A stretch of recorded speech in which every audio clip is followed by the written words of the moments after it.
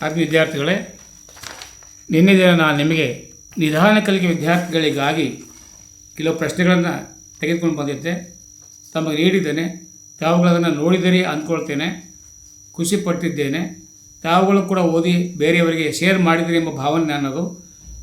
ಈಗ ನಿಧಾನ ಕಲಿಕೆಯ ವಿದ್ಯಾರ್ಥಿಗಳಿಗಾಗಿ ಸಮಾಜ ವಿಜ್ಞಾನದ ಸಂಚಿಕೆ 2 ಪಾಸಿಂಗ್ ಪ್ಯಾಕೇಜು. ಈಗ ಭೂ ಬಳಕೆಯ ಪಾಠಗಳು ಬಂದರೆ, ಭೂ ಬಳಕೆ ಪ್ರಕಾರಗಳು ಯಾವುವು, ಭೂ ಬಳಕೆ ಅದರ ಅರ್ಥ ಏನು, ಭೂಮಿಯನ್ನು ವಿವಿಧ ಉದ್ದೇಶಗಳಿಗಾಗಿ ಬಳಸಿಕೊಳ್ಳುವುದೇ ಭೂ ಬಳಕೆ ಎಂದು ಕರಿತೇವೆ. ಇದರ ಪ್ರಕಾರಗಳು ಯಾವ ಬರ್ತವೆ ಅಂದರೆ, 1 ನಿವ್ವಳ ಸಾಗುವಳಿ ಭೂಮಿ, 2 ಅರಣ್ಯ ಭೂಮಿ, ಬೀಳು ಭೂಮಿ, ಹುಲ್ಲುಗಾವಲು, ವ್ಯವಸಾಯೇತರ ಭೂ ಬಳಕೆ, ಬಳಕೆಯಾಗದ ಕೃಷಿ ಯೋಗ್ಯ ಭೂಮಿ. ಭೂ ಬಳಕೆ ನಿರ್ಧರಿಸುವ ಅಂಶಗಳಾವವು ಅಥವಾ ಬೆಳೆ ಮಾದರಿಯನ್ನು ನಿರ್ಧರಿಸುವ ಅಂಶಗಳಾವವು? ಇದಕ್ಕೆ ಉತ್ತರವಾಗಿ ಭೂಸ್ವರೂಪ, ಮಣ್ಣಿನ ಲಕ್ಷಣ, ವಾಯುಗುಣ, ಜನಸಂಖ್ಯೆ, ಭೂ ಹಿಡುವಳಿ, ತಾಂತ್ರಿಕತೆ, ನೀರಾವರಿ ಮತ್ತು ಮಾರುಕಟ್ಟೆ. ವ್ಯವಸಾಯದ ವಿಧಗಳು ಯಾವುವು? ಜೀವನಾಧಾರ ಬೇಸಾಯ, ಸ್ಥಿರ ಬೇಸಾಯ, ವರ್ಗಾವಣೆ ಬೇಸಾಯ, ಸಾಂದ್ರ ಬೇಸಾಯ, ಚೇಡ ಬೇಸಾಯ, ಮಿಶ್ರ ಬೇಸಾಯ, ತೋಟಗಾರಿಕಾ ಬೇಸಾಯ, ಪುಷ್ಪ ಬೇಸಾಯ. ಭತ್ತ ಮತ್ತು ಗೋಧಿ ಬೆಳೆ ಬೆಳೆಯಲು ಬೇಕಾಗುವ ಭೌಗೋಳಿಕ ಅಂಶಗಳು ಯಾವುವು? ಭತ್ತ ಬೆಳೆಯಲಿಕ್ಕೆ ಉಷ್ಣಾಂಶ 25 ಡಿಗ್ರಿ ಸೆಲ್ಸಿಯಸ್ ಇರಬೇಕು, ಮಳೆ 100ರಿಂದ 200 ಸೆಂಟಿಮೀಟರ್ ವರ್ಷವಿಡೀ ಬೀಳುತ್ತಿರಬೇಕು, ಮಣ್ಣು ಮೆಕ್ಕಲು ಮಣ್ಣಾಗಿರಬೇಕು ಮತ್ತು ಜೇಡಿ ಮಣ್ಣು ಸೂಕ್ತ. ಗೋಧಿ ಬೆಳೆಗೆ ಸಹಾಯಕವಾದ ಭೌಗೋಳಿಕ ಅಂಶಗಳು ಎಂದರೆ ಉಷ್ಣಾಂಶ 10 ಡಿಗ್ರಿಯಿಂದ 15 ಡಿಗ್ರಿ ಸೆಲ್ಸಿಯಸ್ ಇರಬೇಕು, ಮಳೆ 50ರಿಂದ 70 ಸೆಂಟಿಮೀಟರ್ ವರ್ಷವಿಡೀ ಬೀಳುತ್ತಿರಬೇಕು, ಗೋಧಿ ಬೆಳೆಗೆ ಮಣ್ಣು ಕಪ್ಪು ಮತ್ತು ಮರಳು ಮಿಶ್ರಿತ ಜೇಡಿ ಮಣ್ಣು ಸೂಕ್ತ. ಈಗ ಸಾಮಾಜಿಕ ಸ್ಥಳ ವಿನ್ಯಾಸ ಮತ್ತು ದುಡಿಮೆ ಆರ್ಥಿಕ ಜೀವನದಿಂದ 3 ಅಂಕದ ಪ್ರಶ್ನೆಗಳು ಯಾವ ಬರ್ಬೋದು ಅನ್ನೋ ನಿರೀಕ್ಷೆ ಮೇರೆಗೆ ನಾನು ನಿಮ್ಮೊಂದಿಗೆ ತರ್ತಾ ಇದ್ದೇನೆ. 1 ಅಸ್ಪೃಶ್ಯತಾ ನಿವಾರಣಾ ಕ್ರಮಗಳು ಯಾವುವು? 17ನೇ ವಿಧಿ ಅಸ್ಪೃಶ್ಯತೆ ನಿಷೇಧ, 1955ರ ಅಸ್ಪೃಶ್ಯತಾ ಅಪರಾಧಗಳ ಕಾಯ್ದೆ, 1976ರ ನಾಗರಿಕ ಹಕ್ಕುಗಳ ಸಂರಕ್ಷಣಾ ಕಾಯ್ದೆ, ಸಾರ್ವತ್ರಿಕ ಮತದಾನ, ಸಮಾನತೆಯ ಹಕ್ಕು, ಎಲ್ಲರಿಗೂ ಸಮಾನ ಅವಕಾಶ. ನಿರುದ್ಯೋಗಕ್ಕೆ ಕಾರಣಗಳೇನು, ನಿರುದ್ಯೋಗದ ಪರಿಣಾಮಗಳೇನು? ಪ್ರಶ್ನೆ ಯಾವ ರೀತಿ ಕೇಳ್ಬೋದು. ಈಗ ಕಾರಣಗಳನ್ನು ನೋಡೋಣ. 1 ಜನಸಂಖ್ಯೆ ಹೆಚ್ಚಳ, ಯಂತ್ರಗಳ ಬಳಕೆ, ಬಂಡವಾಳದ ಕೊರತೆ, ಅನಕ್ಷರತೆ, ಶ್ರಮ ವಿಭಜನೆ, ಅಸಮಾನತೆ, ಬಡತನ, ಅನಾರೋಗ್ಯ, ಮೋಸ, ವಂಚನೆ, ಕಳ್ಳತನ, ಭ್ರಷ್ಟಾಚಾರ. ಅಂದರೆ ಇದು ನಿರುದ್ಯೋಗದ ಪರಿಣಾಮಗಳು. ನಿರುದ್ಯೋಗ ಸಮಸ್ಯೆ ಪರಿಹಾರಗಳು ಏನಪ್ಪ ಅಂದರೆ, ಇದಕ್ಕೆ ಉತ್ತರವಾಗಿ ಜನಸಂಖ್ಯಾ ನಿಯಂತ್ರಣ, ಕೃಷಿ ಅಭಿವೃದ್ಧಿ, ಕೈಗಾರಿಕೆಗಳ ಅಭಿವೃದ್ಧಿ, ಪಂಚವಾರ್ಷಿಕ ಯೋಜನೆಗಳು, ವೃತ್ತಿಪರ ಶಿಕ್ಷಣ ಸಂಸ್ಥೆಗಳಿಗೆ ಪ್ರೋತ್ಸಾಹ, ಉದ್ಯೋಗ ಖಾತ್ರಿ ಯೋಜನೆ. ಸಂಘಟಿತ ಮತ್ತು ಅಸಂಘಟಿತ ಕಾರ್ಮಿಕರ ನಡುವಿನ ವ್ಯತ್ಯಾಸಗಳಂತ ಕೇಳ್ತಾರೆ. ಮೊದಲನೇದಾಗಿ ಸಂಘಟಿತ ಕಾರ್ಮಿಕರು ಬಗ್ಗೆ ನೋಡೋದಾದರೆ, ಕಾನೂನು ನಿಯಂತ್ರಣ ಇದೆ, ನಿಗದಿತ ವೇತನ ಇದೆ, ವೈದ್ಯಕೀಯ ಸೌಲಭ್ಯ ಇದೆ, ನಿವೃತ್ತಿ ವೇತನ ಸೌಲಭ್ಯ ಇದೆ. ಅಸಂಘಟಿತಕ್ಕೆ ಕಾನೂನು ನಿಯಂತ್ರಣ ಇರುವುದಿಲ್ಲ, ನಿಗದಿತ ವೇತನ ಇಲ್ಲ, ವೈದ್ಯಕೀಯ ಸೌಲಭ್ಯ ಇರುವುದಿಲ್ಲ, ನಿವೃತ್ತಿ ವೇತನ ಸೌಲಭ್ಯಗಳು ಇರುವುದಿಲ್ಲ. ಪ್ರಥಮ ಸ್ವಾತಂತ್ರ್ಯ ಸಂಗ್ರಾಮದಿಂದ ನಿರೀಕ್ಷಿತ 3 ಅಂಕಗಳ ಪ್ರಶ್ನೆಗಳು ಯಾವ ಬರ್ತವೆ ಅನ್ನೋದನ್ನು ನೋಡೋದಾದರೆ, 1 ರಾಜಕೀಯ ಕಾರಣಗಳು. ಪ್ರಥಮ ಸ್ವಾತಂತ್ರ್ಯ ಸಂಗ್ರಾಮಕ್ಕೆ ರಾಜಕೀಯ ಕಾರಣಗಳು ಯಾವುವು ಅಂತ ಕೇಳ್ಬೋದು. ದತ್ತು ಮಕ್ಕಳ ಹಕ್ಕಿಲ ನೀತಿ, ಸತಾರ ಜೈಪುರಗಳ ವಶವಾದ್ದು, ರಾಜ ಪದವಿ ರದ್ದತಿಯಿಂದ ತಂಜಾವೂರು ರಾಜ ತನ್ನ ಪದವಿಯನ್ನು ತ್ಯಜಿಸಬೇಕಾಯಿತು. ಮೊಘಲ್ ಮತ್ತು ಔದ್ಯ ಸಂಸ್ಥಾನಗಳ ನವಾಬರ ಪದಚ್ಯುತಿ ಮಾಡಿದರು. ಲಕ್ಷಾಂತರ ಸೈನಿಕರು ನಿರುದ್ಯೋಗಗಳನ್ನು ಹೊಂದಿದರು. ಸಿಪಾಯಿ ದಂಗೆಗೆ ಆರ್ಥಿಕ ಕಾರಣಗಳು ಯಾವ ಪಟ್ಟಿ ಮಾಡಿ. ಗೃಹ ಕೈಗಾರಿಕೆಗಳ ನಾಶ, ಕುಶಲಕರ್ಮಿಗಳ ನಿರುದ್ಯೋಗ, ರೈತರ ಶೋಷಣೆ, ಇನಾಮು ಭೂಮಿ ವಶ.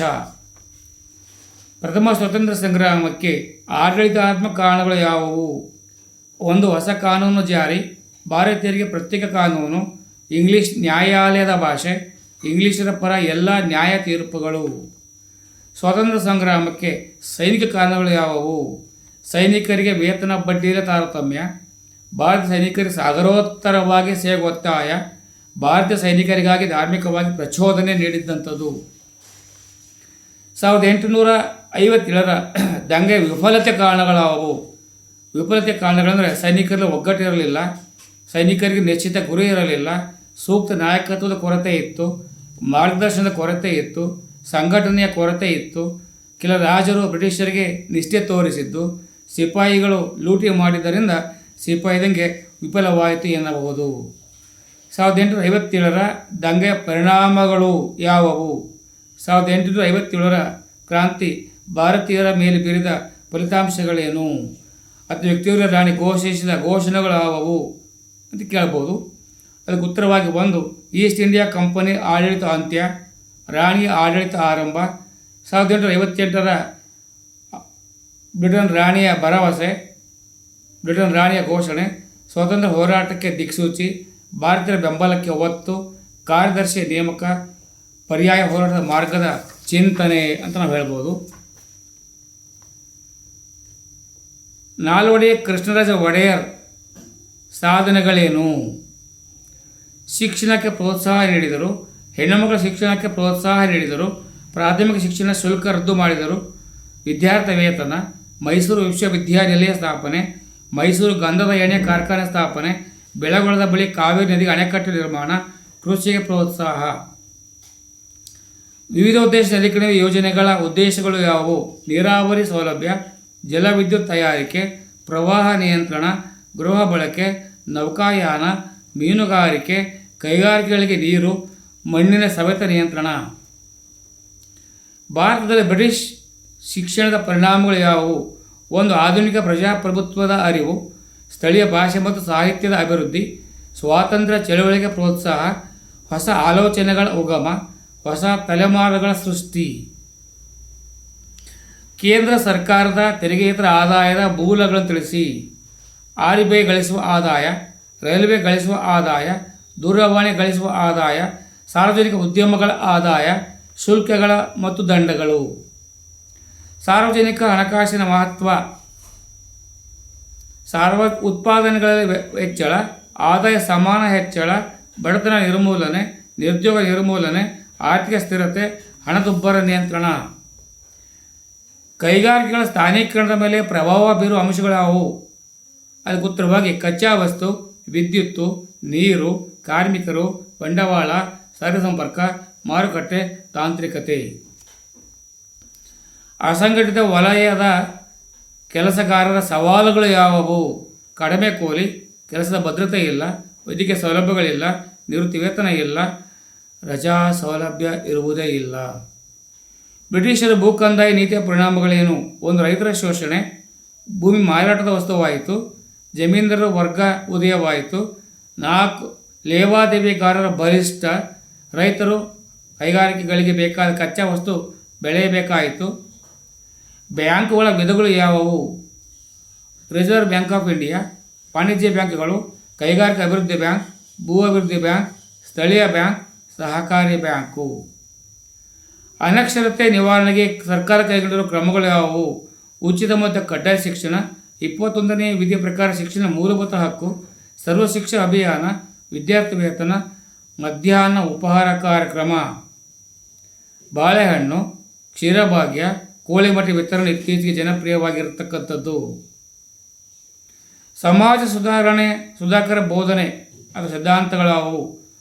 1, ವಿರೋಧ, ಬಾಲ್ಯ ವಿವಾಹ ವಿರೋಧ, ಬಹುಪತ್ನಿತ್ವ ವಿರೋಧ, ಮೂರ್ತಿ ಪೂಜೆ ವಿರೋಧ, ಸ್ತ್ರೀ ಶೋಷಣೆಗೆ ವಿರೋಧ, ಮೂರ್ತಿ ಪೂಜೆ ವಿರೋಧ. ಪ್ರೋತ್ಸಾಹ, ಸ್ತ್ರೀ ಶಿಕ್ಷಣಕ್ಕೆ ಪ್ರೋತ್ಸಾಹ, ವಿಧವಾ ವಿವಾಹಕ್ಕೆ ಪ್ರೋತ್ಸಾಹ, ಶಿಕ್ಷಣಕ್ಕೆ ಪ್ರೋತ್ಸಾಹ, ಅಂತರ್ಜಾತೀಯ ವಿವಾಹಕ್ಕೆ ಪ್ರೋತ್ಸಾಹ. ಈಗ ವೈಯಕ್ತಿಕ ಹಣಕಾಸು ಮತ್ತು ಸಾರ್ವಜನಿಕ ಹಣಕಾಸಿನ ನಡುವೆ ವ್ಯತ್ಯಾಸ. ವೈಯಕ್ತಿಕ ಹಣಕಾಸು ಒಬ್ಬ ವ್ಯಕ್ತಿ ಅಥವಾ ಕುಟುಂಬಕ್ಕೆ ಸಂಬಂಧಿಸಿದೆ. ಮೊದಲ ಆದಾಯ, ಅಂದಾಜು, ಖರ್ಚು, ಗೌಪ್ಯತೆ. ಸಾರ್ವಜನಿಕ ಹಣಕಾಸಿಗೆ ಬಂದದ್ದೇ ಆದರೆ ಸರ್ಕಾರದ ಆದಾಯ ಮತ್ತು ವೆಚ್ಚದ ಆದಾಯ ಮೊದಲ ಖರ್ಚು, ನಂತರ ಆದಾಯ ಮಾಧ್ಯಮಗಳಲ್ಲಿ ಪ್ರಕಟ ಮಾಡಲಾಗುತ್ತದೆ. ಪ್ರತ್ಯಕ್ಷ ತೆರಿಗೆ, ಪರೋಕ್ಷ ತೆರಿಗೆ ನೋಡೋದಾದರೆ ಪ್ರತ್ಯಕ್ಷ ತೆರಿಗೆಗೆ ವರಮಾನ ತೆರಿಗೆ, ಕಂಪನಿ ತೆರಿಗೆ, ಸಂಪತ್ತಿನ ತೆರಿಗೆ, ಸ್ಟಾಂಪ್ ತೆರಿಗೆ. ಪರೋಕ್ಷ ತೆರಿಗೆ ಬರೋದಾದರೆ ಕೇಂದ್ರ ತೆರಿಗೆ, ಆಮದು ರಫ್ತು ತೆರಿಗೆ, ಸೇವಾ ತೆರಿಗೆ, ಮೌಲ್ಯವರ್ಧಿತ ತೆರಿಗೆ. ಪಶ್ಚಿಮ ಕರಾವಳಿ ಪೂರ್ವ ಕರಾವಳಿಗಳ ನಡುವಿನ ವ್ಯತ್ಯಾಸ. ಅರಬ್ಬಿ ಸಮುದ್ರ ಮತ್ತು ಪಶ್ಚಿಮ ಘಟ್ಟ ನಡುವೆ ಇದೆ ಪಶ್ಚಿಮ ಕರಾವಳಿ. ಕಚ್ಚಿನ ಕನ್ಯಾಕುಮಾರಿಯವರೆಗಿದೆ. ಮಲಬಾರ್ ತೀರ, ಕೇರಳ ತೀರಗಳು ಪಶ್ಚಿಮ ಕರಾವಳಿಯಲ್ಲಿ ಕಂಡುಬರ್ತವೆ. ಪೂರ್ವ ಕರಾವಳಿಗೆ ಬಂದದ್ದು ಆದರೆ ಬಂಗಾಳಕೊಲ್ಲಿ ಮತ್ತು ಪೂರ್ವ ಘಟ್ಟಗಳ ನಡುವೆ ಕಂಡುಬರ್ತದೆ. ಗಂಗಾ ತೀರದಿಂದ ಕನ್ಯಾಕುಮಾರಿಯವರೆಗೆ ಇದು ಕಂಡುಬರ್ತದೆ. ಇದಕ್ಕೆ ಉತ್ಕಲ ತೀರ ಅಂತ ಕರೀತಾರೆ, ಅಥವಾ ಭೂಮಿಯ ಮೇಲಕ್ಕೆ ಎತ್ತರಪಡುತ್ತಿದ್ದ ತೀರ ಅಂತ ಕರೀತಾರೆ. ಕೋರಮಂಡಲ ತೀರ ಅಂತ ನಾವು ಹೇಳ್ತೀವಿ. ಪಶ್ಚಿಮ ಘಟ್ಟ ಪೂರ್ವ ಘಟ್ಟಗಳ ನಡುವಿನ ವ್ಯತ್ಯಾಸ ನೋಡೋದಾದರೆ ಹೆಚ್ಚು ಎತ್ತರವಾಗಿದೆ, ನಿರಂತರವಾಗಿದೆ, ನೇರವಾಗಿದೆ. ನದಿ ಉಗಮಗಳಿಗೆ ಈ ಹೆಚ್ಚಿನ ಸ್ಥಾನಗಳನ್ನು ಇಲ್ಲಿ ನೋಡ್ಬೋದು. ಪೂರ್ವ ಘಟ್ಟಕ್ಕೆ ಬಂದಿದ್ದೇ ಆದರೆ ಹೆಚ್ಚು ಎತ್ತರವಾಗಿಲ್ಲ, ನೇರವಾಗಿಲ್ಲ, ನಿರಂತರವಾಗಿಲ್ಲ, ನದಿ ಕಣಿವೆಗಳಿಂದ ಪ್ರತ್ಯೇಕಿಸಲ್ಪಟ್ಟಿದೆ ಅಂತ ನಾವು ಹೇಳ್ಬೋದು. ವಿದ್ಯಾರ್ಥಿಗಳೇ, ನಿಧಾನ ಕಲಿಕೆ 2ನೇ ಸಂಚಿಕೆಯನ್ನು ನಿಮಗೆ ನೀಡ್ತಾ ಇದ್ದೇನೆ. ತುಂಬ ಚೆನ್ನಾಗಿ ಅಭ್ಯಾಸ ಮಾಡಿಕೊಳ್ಳಿ, ಮನನ ಮಾಡಿ, ಮತ್ತು ನಿಮ್ಮ ಗೆಳೆಯರಿಗೆ ಶೇರ್ ಮಾಡಿ. ನೀವು ಇನ್ನು ಬೆಲ್ ಬಟನ್ ಒತ್ತೋದ್ರ ಮುಖಾಂತರ ನಾನು ಯಾವುದೇ ವಿಡಿಯೋಗಳನ್ನು ಅಪ್ಲೋಡ್ ಮಾಡಿದರೆ ನೋಡುವ ಮೊದಲಿಗೂ ನೀವೇ ಆಗ್ತೀರಿ. ಧನ್ಯವಾದಗಳು. ಜೈ ಭಾರತ್, ಜೈ ಕರ್ನಾಟಕ, ಜೈ ಹಿಂದ್.